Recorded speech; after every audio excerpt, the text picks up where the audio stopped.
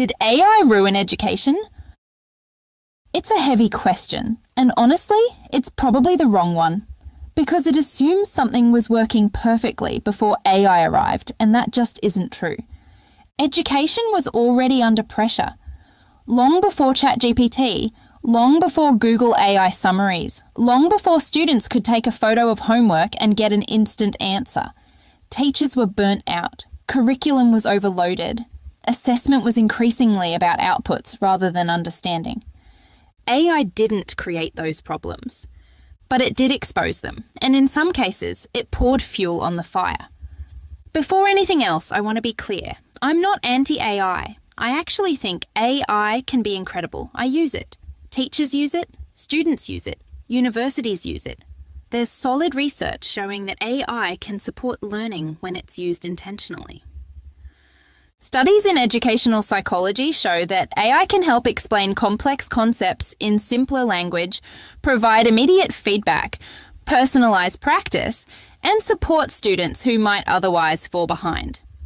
In higher education especially, AI can act like a study partner. It can help organize thoughts, generate practice questions, and break down difficult material. So no, this isn't an AI is evil take. But something isn't sitting right either. Because alongside those benefits, we're seeing patterns that should make us pause. And these aren't theoretical concerns. They're coming directly from classrooms, from teachers, from students themselves. For many students, AI hasn't become a learning tool. It's become a shortcut, a way to finish work without actually engaging with it, a way to submit something that looks impressive, sounds confident, and earns marks without understanding any of it. Teachers are seeing assignments filled with vocabulary students can't explain, ideas they can't defend, arguments they can't unpack. When asked how they got an answer, some students genuinely don't know. They typed the question in, copied the response, and moved on. And the thing is, this doesn't mean students are suddenly lazy. It means the environment makes this behaviour easy, normal, and often invisible. Cheating used to be hard. You had to jump through hoops, flick through books, compare sources. Even when you were trying to take shortcuts, you often learned something in the process. Now the answer appears instantly, polished, confident, frictionless, and friction matters. Decades of cognitive science research tells us that learning sticks when you put in the effort. Psychologists refer to this as desirable difficulty, the struggle to retrieve information, the effort required to explain something in your own words, the discomfort of not knowing yet. And this idea of struggle isn't just educational theory, it's biological. When we struggle to recall information, when we have to sit with confusion, when we try and fail and try again, our brains physically change. Neural pathways strengthen. Connections become more efficient. This is how learning becomes durable. Neuroscience research consistently shows that passive consumption feels productive, but leads to weaker memory formation. Active retrieval, explanation, and effort feel harder, but result in deeper learning.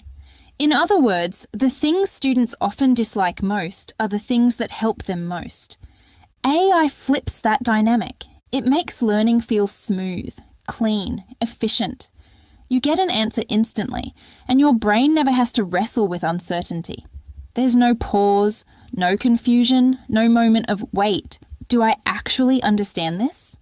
That pause matters. Because without it, students don't get the chance to build metacognition, the ability to think about their own thinking, to recognize when they're confused, to realize they need help, to develop strategies when something is hard. Instead, the message becomes, if something feels difficult, outsource it. And over time, that shapes behaviour. We're already seeing this play out in small but telling ways. Students becoming less willing to attempt tasks without assistance, less patient with long instructions, less tolerant of ambiguity. If the answer isn't immediate, something feels wrong. But learning has never been immediate. Some of the most important ideas in education take time to settle. They require repetition, reflection, and often frustration. When AI short-circuits that process too early, students may move forward, but they don't move deeper. This doesn't mean AI should never be used. It means timing matters. Using AI to support understanding after effort has occurred is very different to using AI to avoid effort entirely.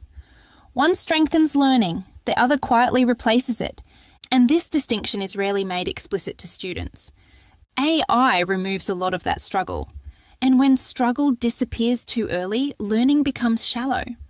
What's confronting is that this issue doesn't stop with students. Teachers are wrestling with it too. There are growing conversations about educators using AI to create lessons, generate resources, and even mark student work. Used carefully, AI can absolutely support teachers. It can reduce admin load, help differentiate tasks, and free up time for actual human connection in the classroom. But when AI starts taking over complex judgment tasks like marking essays or providing nuanced feedback, things get uncomfortable.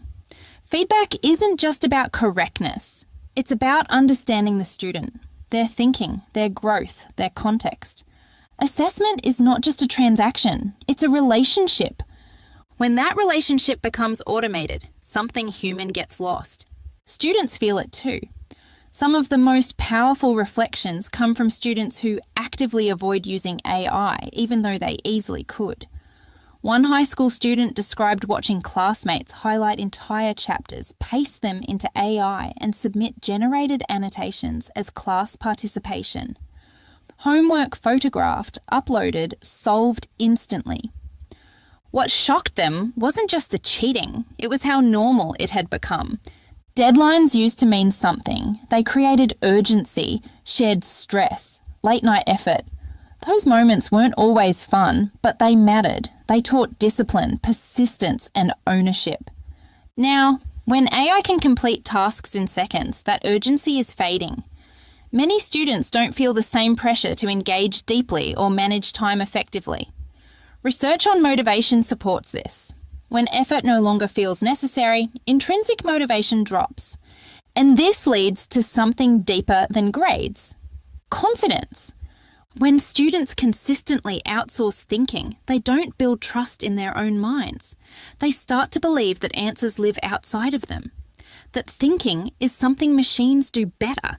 Their role becomes prompting rather than reasoning. Long term, that matters. Research on self-regulated learning shows that students who actively plan, monitor, and reflect on their work develop stronger problem-solving skills, resilience, and adaptability. When those processes are bypassed, students struggle when supports are removed. And AI won't always be there in the moments that matter most. It won't sit in a job interview. It won't handle conflict. It won't make ethical decisions under pressure. It won't help when something goes wrong and there's no clear answer.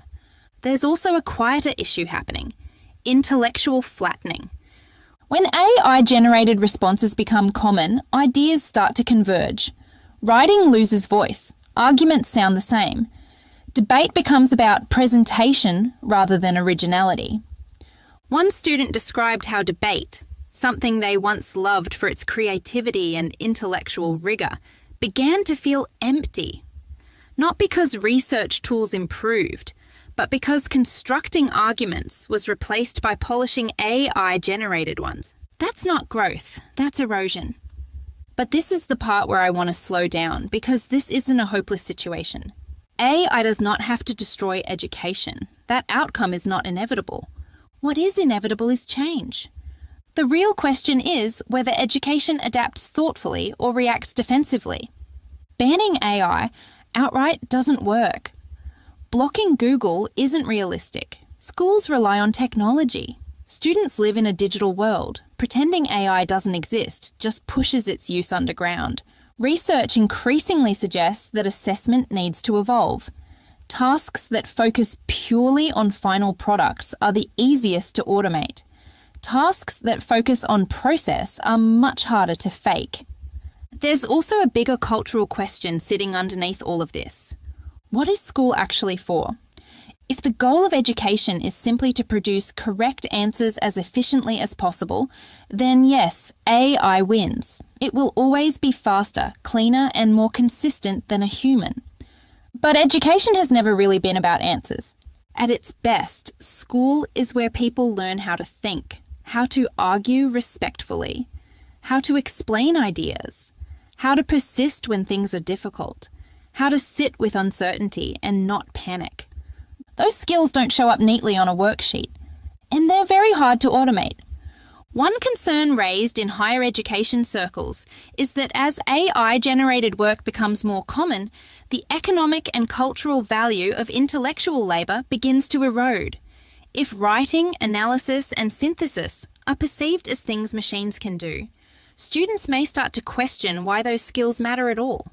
That's a dangerous shift, because while AI can generate text, it cannot generate responsibility. It cannot be accountable for decisions. It cannot navigate moral complexity. It cannot replace human judgment in situations where context matters. And the real world is full of those situations. If students grow up believing that thinking is optional, or that someone else will always do it better, they may struggle when faced with problems that don't have clear answers. Problems that require values, not just information. This is why the conversation about AI in education cannot just be technical. It has to be philosophical. It forces us to ask what we actually value: speed or depth, efficiency or understanding, convenience or growth. And this is where I remain cautiously optimistic, because education has adapted before. Calculators didn't end maths. Spell check didn't end writing. The internet didn't end research. Each time, the system panicked, adjusted, and eventually found balance.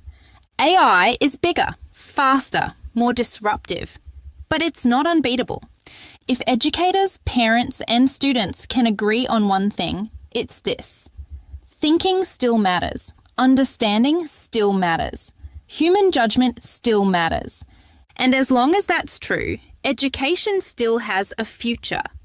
Oral explanations, reflections, drafts that show thinking, personalised prompts, portfolios, discussion-based assessment. These approaches don't reject technology, they work alongside it.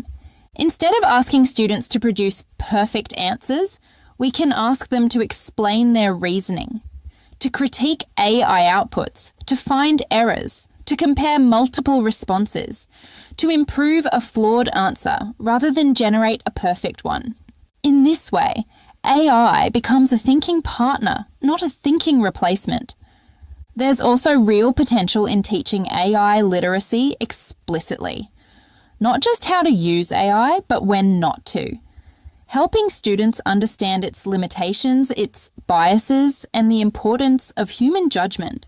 Just like calculators, just like spell check, tools are powerful when introduced at the right time, for the right purpose. And we can't ignore the positives.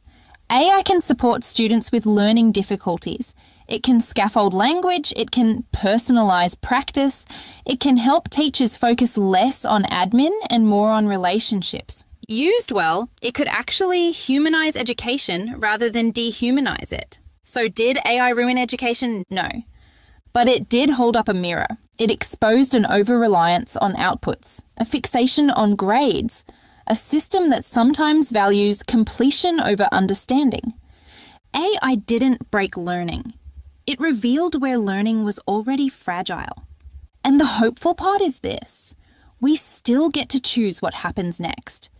We can design classrooms where thinking matters, where curiosity is rewarded, where technology supports growth instead of replacing it. Or we can let convenience win and slowly hollow out the very skills education is meant to protect. That choice isn't really about AI. It's about values. And if we're willing to be honest, curious, and intentional, there's a future where students don't just learn with AI, but learn better because of how we've chosen to use it. That's the future worth aiming for. Thanks for watching. By the way, our Turobot app makes worksheets in seconds. Any subject, any age. If that helps, the link's below. and we'd appreciate a like and subscribe if you enjoyed this. See you in the next one.